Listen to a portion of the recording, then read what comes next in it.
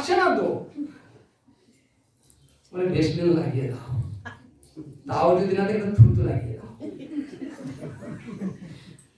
আচ্ছা যদি সত্যি সত্যি স্বামী মারা যায়, ভেসলিন দরকার? এখানে ঐশ্বর্যের কথা যে বেরাচ্ছে এটা স্বাভাবিক। যেমন সত্যিকারের স্বজন বিয়োগে আমাদের কান্না স্বাভাবিকভাবে বেরিয়ে আসে, চেষ্টা করতে হয় না, ঠিক তেমনি বিচ্ছেদের মাঝে ঐশ্বর্য স্বাভাবিকভাবে বেরিয়ে আসে, ভাবনা চিন্তার দরকার হয় না। বলছেন বৃষ্ণি ধৈর্য, বৃষ্ণি মানে যদু বংশের এক নাম বৃষ্ণি বংশ, তার মধ্যে তুমি শ্রেষ্ঠ। বৃষ্ণি যিনি অভিলষিত কামান বর্ষতি, যে বৃষ্ণি নামে একজন হয়েছিলেন এই বংশে, যার কাছে যে যে ভাবনা নিয়ে গেছে তার ভাবনা পূরণ করেছেন, দিয়েছেন, তাই এই বংশের নাম পড়লো বৃষ্ণি বংশ। সেই বংশে তুমি ধৈর্য শ্রেষ্ঠ, তোমার মতো দান কেউ করতে পারে।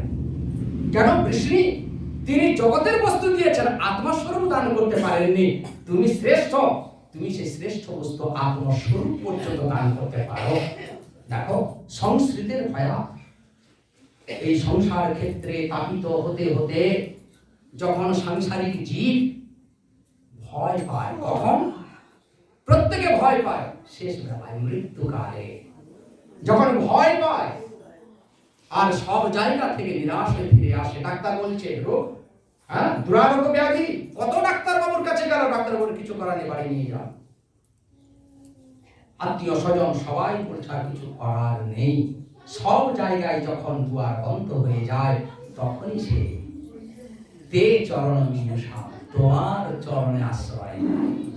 আর যখনই তোমার চরণে আশ্রয় নেয়, তখনই তুমি তার সামনে হাত তুলে দাও, দু হাত তুলে বলো নির্ভীক ভব বিরচিতা ভয়ম, বিরচিত অভয়ম, তুমি তার সামনে বিশেষ রূপে অভয় রচনা করে দাও। সংসার থেকে ভয়, সংসারের ভয় কি? মৃত্যু ভয়। এই মৃত্যু ভয় থেকে রক্ষা করার জন্য তুমি তোমার হাত তুলে দাও। ভয়ের সামনে আমি আমার অভয় হাত রেখে দিলাম। মৃত্যু যেখানে আসতে ভয় পায়, সে বলে তুমি, তাই ভয়ের সামনে অভয় হাত রচনা কর, যে হাত দিয়ে জীবকে অভয় দাও। কর সররূহ কান্ত কামদম, সররূহ মানে পদ্ম, কর মানে হাত, যে হস্তরূপী পদ্ম, কামদম যে যা চাওয়া নিয়ে তোমার কাছে যায়, তুমি ছাড়া দেবেই বাকে, দেওয়ার ক্ষমতার কারণ নাই। যদি অন্য কেউ দেয়, সেও তোমার থেকে পেয়ে তবে দেয়। কারণ তুমি হলে দাতা শিরোমণি, ইনি খুব ধনাঢ্য, তিনি দিলেন। তিনি কি সম্পদ তৈরি করেছেন? সম্পদ তো তুমি তৈরি করেছ, তুমি দয়া করে তাকে দিয়েছ। সে তোমারই বস্তু দান করলো, মাঝখান থেকে তোমার প্রিয় পাত্র হয়ে গেল। আমার বস্তু আমারই সৃষ্টিতে দিয়েছে, সুতরাং তুমি আমার প্রিয় পাত্র যেহেতু দিয়েছ, তোমাকে আমি আশীর্বাদ দিলাম, তোমার এই ভাবনা আরো বাড়ুক, তুমি আমার প্রিয়তা অর্জন করতে থাকো। আর যে হাত গুটিয়ে রাখে, ভাবে আমার জিনিস আমি দেবো কেন, কত কষ্ট করে উপার্জন করেছি, প্রভু বলে তোর বস্তু হয়ে গেল। আচ্ছা তুই যদি উপার্জন করতে পারিস, তবে নে কর, উপার্জন করে দেখা। দু চারটা প্রভুর দিতেও সময় লাগে না, নিতেও সময় লাগে না। দু চারটা এমন ঘটনা ঘটিয়ে দিলেন, সব পোটলা হরহর করে বেরিয়ে গেল, হালকা হয়ে গেল। এবার গেছে প্রভু, প্রভু আর নেই, শেষ।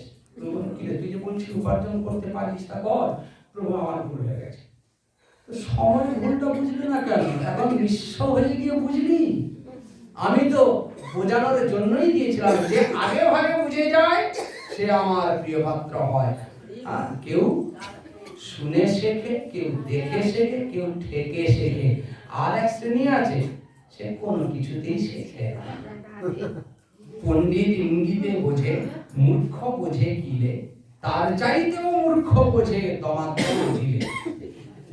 পণ্ডিত ইঙ্গিতে বুঝেছে, মূর্খ বোঝে কিলে, ইঙ্গিত করছে, বুঝছে না যে আর একটা আছে একটাতে বোঝে না, এক জায়গায় কি বলছিস বল, চিমটি মানে যখন নখ বসে দিয়েছে, এখন বুঝলাম এ হলো অতি মূর্খ। তারপরে আরেকটা নম্বর আছে, তাকে ধরা হয়, সেটা হলো আমরা। আমাদের বারবার কাটা হচ্ছে, পেশা হচ্ছে, তবু আমাদের মনে পড়ছে না জীব নিত্য কৃষ্ণ দাস ইহা ভুলি গেল অতএব মায়া তারে গলায়। রাধে রাধে। এত দিক দিয়ে এত ভাবে আমাদের কাটা পেশা চলছে, বলি ও করোনা আমাদের সর্বনাশ করে দিয়ে গেল, অমুক করে দিয়ে গেল, তমুক করে দিয়ে গেল, তবু আমাদের স্মৃতি জাগরণ হয়েছে হয়নি। তাহলে আমাদের কোনো নম্বরই নাই, আমরা সব বেনম্বরী পার্টি। বৃন্দাবন বিহারী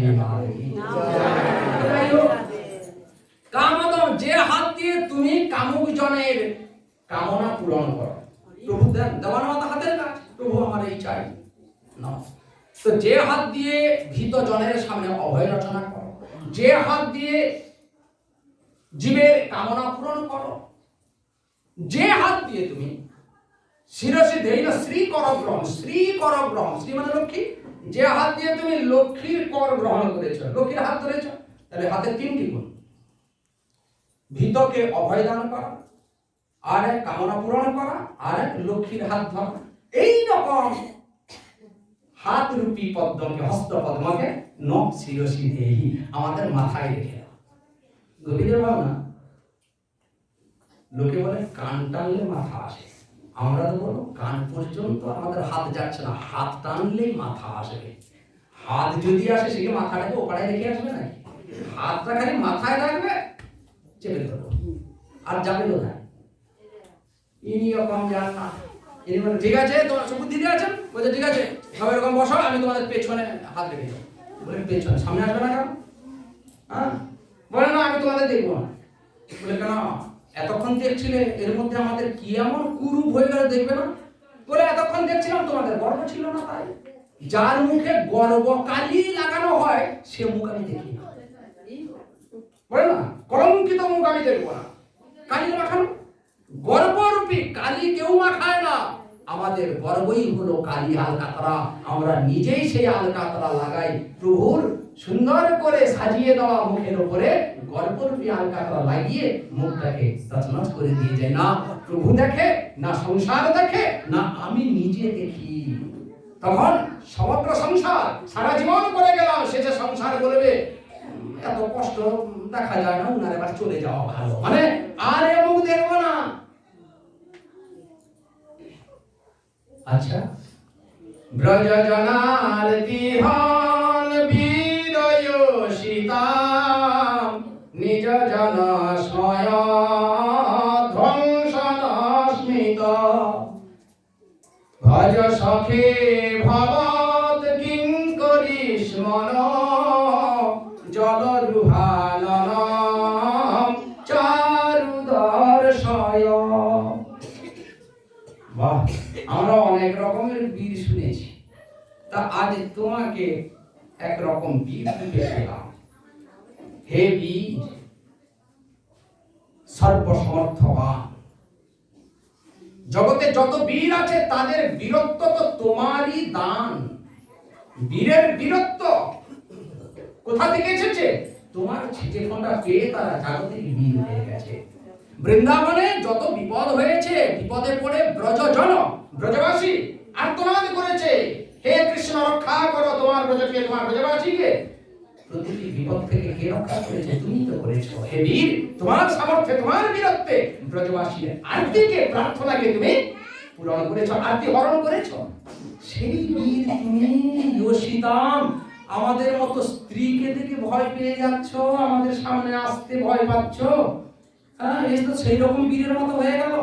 বাইরে গিয়ে যা ঘটনা ঘটে, একে মারে তাকে মারে বাইরে। হ্যাঁ, তুই জানিস আমি কি করতে পারি, আর ঘরে এলে স্ত্রীর সামনে একদম এরকম স্ত্রী যে ভাই রান্না হয়নি, এত ধরে গেছে, বাইরে সব কত বীর, আর ঘরে এলে সব হয়ে যায়। তুমি তো সেই রকম বীর হয়ে গেলে। আচ্ছা শোনো, যদি আমাদের গর্ব এসেছিল, তাহলে তুমি ছেড়ে গিয়ে কি আমার বাহাদুরি দেখালে বলো তো? তুমি না বলেছো আমরা তোমাদের নিজজন, হে আমার ব্রজগোপী, আমার ব্রজবাসী বলেছো। নিজ জনস্ময় ধ্বংসন। স্মৃত, আমরা তো তোমার নিজের জন, আমরা বলিনি, তুমি বলেছো যে হে গোপী তোমরা আমার নিজ জন। তো নিজের কারোর যদি কোনো দোষ এসে থাকে সেই দোষটা কাটিয়ে দেওয়া উচিত না তাকে ছেড়ে ফেলে দেওয়া উচিত। ছেলের শরীর খারাপ হয়েছে, বাবা অসুস্থ ছেলেকে ফেলে পালিয়ে গেল, এটা কি বাবার পরিচয় দিল? সে নিজ। আমাদের দোষ হয়েছে মানছি, আমাদের গর্ব এসেছে, কিন্তু সেই গর্বটাকে মিটিয়ে যদি দিতে তাহলে তুমি যে মুখে বলেছো আপনজন এইটা প্রমাণ হতো। আর আমাদের গর্ব মেটানোর জন্য তোমার বাবা 2-4 লাখ গাই বেচতে হতো না। শুনেছি সবাই বলে তোমার বাবা নাকি 9 লাখ গাই। কে বাবা ব্রজে পড়াশোনা করেছে শুনেছি? হ্যাঁ, কথায় কথায় নবলক্ষ ধরে তো নব কেন, তোমার পুরনো হোক। আরে নব শব্দের একটা অর্থ নতুন, লক্ষ্য মানে স্থিরীকৃত বস্তু। নব সংখ্যাবাচী হলে তার অর্থ নব। লক্ষ্য যদি একটা সংখ্যাবাচী একক হয়, মানে একক, দশক, শতক, হাজার, অযুত লক্ষ্য। আবার যদি হয় তোমার লক্ষ্য বস্তু কি, লক্ষ্যে স্থির থেকো। লক্ষ্য মানে কি? স্থিরীকৃত বস্তু। নব, নব বস্ত্র পরিধান কর। নব মানে নতুন, এই অর্থটা হয়। আজ পর্যন্ত এই নতুন ভাবনার কথা কেউ জানতো না। প্রথম ভাগবতে এই বৃন্দাবনে গোপী নবীন মার্গ প্রদর্শয়তি গোপিকা বর্গেণ। নিতাই গৌর গোপীদের দ্বারা এক নতুন মার্গ প্রদর্শিত হয়েছে ব্রজভূমিতে, যা ব্রজ ভাব নামে স্বীকৃতি পেয়েছে। ব্রজ ভাব নামে, হ্যাঁ, তাই এটা নতুন লক্ষ্য নির্ধারণ হয়েছে, এটাও একটা অর্থ হয়। তো বলছেন তোমার সে যত লাখ হোক, 2-4 লাখ, 2-4 হাজার, 2-4টেও বিক্রি করতে হবে না। স্মৃত, তুমি একটু পুরো নয়, তুমি তো কঞ্জুস। তোমার বাবা উদার নন্দ, সবাইকে আনন্দ দেয়, আর তুমি হলে উদার বাবা আর কঞ্জুস বেড়া।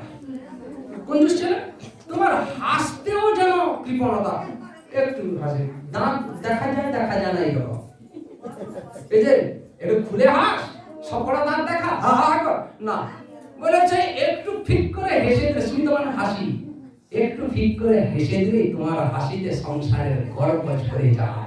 যেমন বাতাসে গাছের শুকনো পাতা ঝরে যায়, তেমনি জীবের এই যে গর্ব হলো শুকনো পাতার মতো।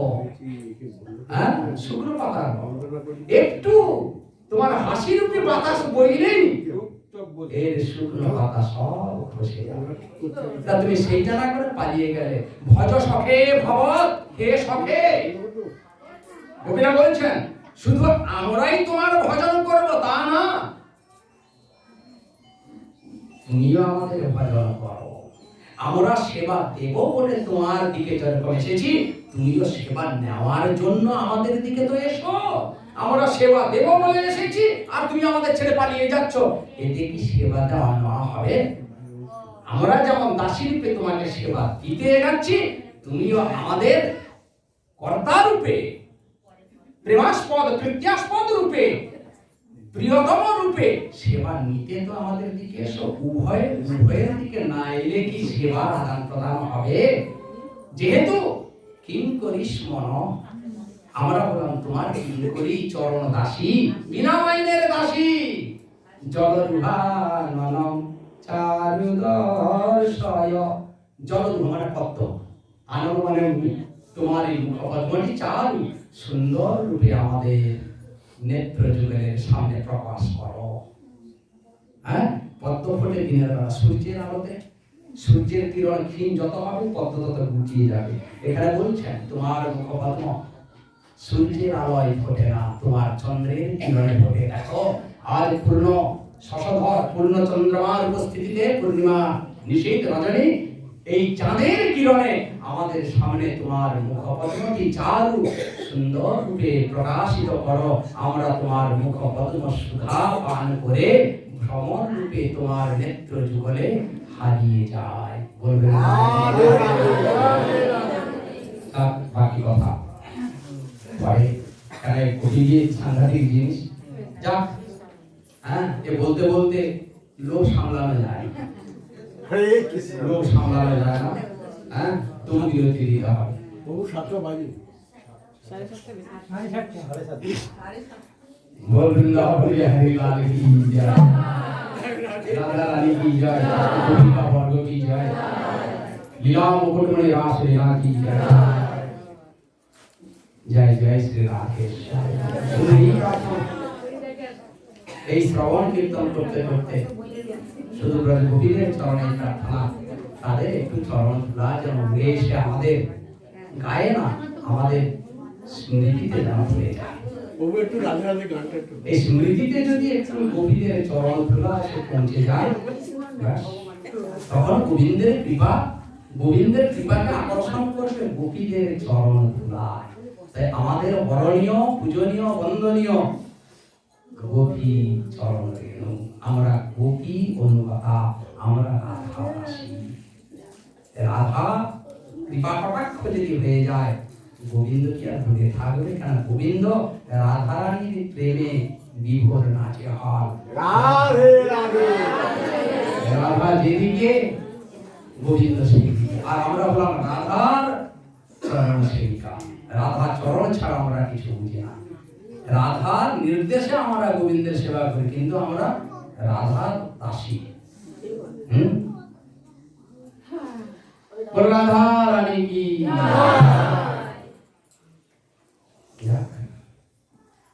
রাধে রাধে। রাধে গান কীর্তন হবে বলছে।